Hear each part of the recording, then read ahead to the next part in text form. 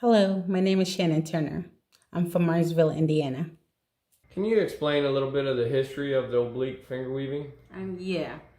We know that the earliest examples, such as sashes, garters, bags, and straps that were collected from the Ohio River Valley American Indian communities, such as the Shawnee, were all done in this technique.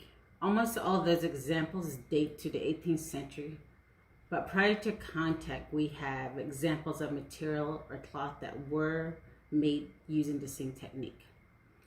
The items come from excavations in the Ohio River Valley rock shelters.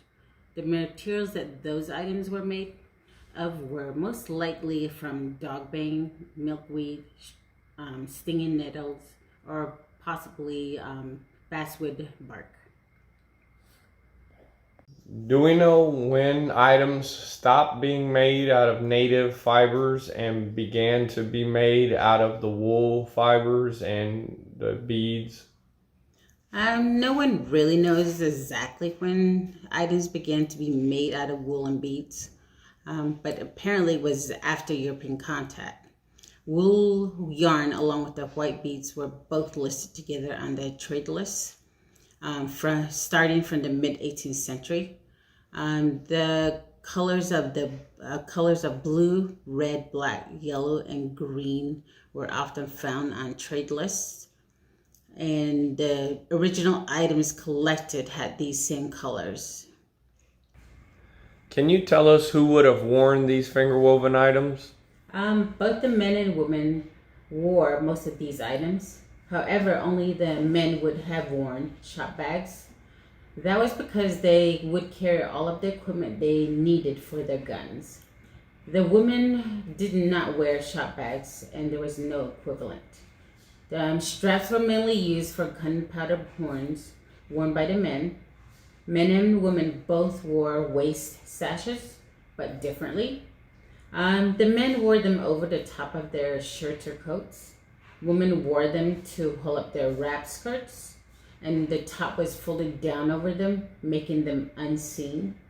Can you tell us when you began to learn how to finger weave? I started about 15 years ago as a result of needing accurate historical clothing for programming at historical sites.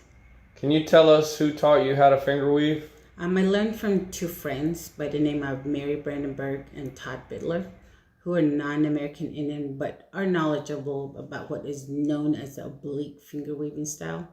I initially learned from Mary, and Todd helped refine the technique.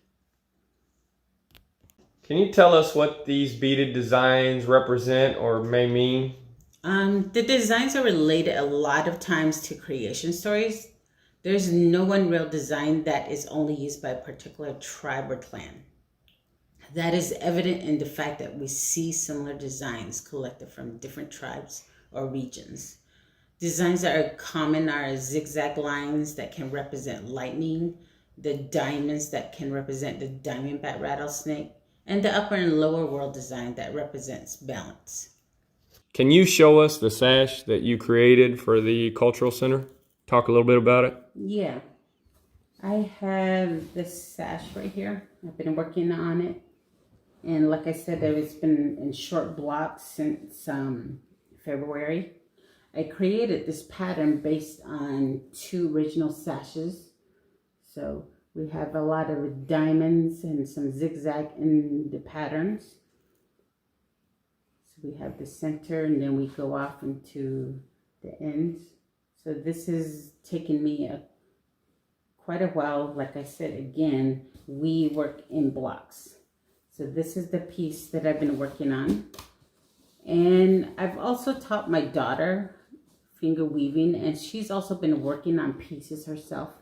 Right now she is working on some leg garters and sashes that she's working on for Colonial Williamsburg. So here's an example of something she's working on.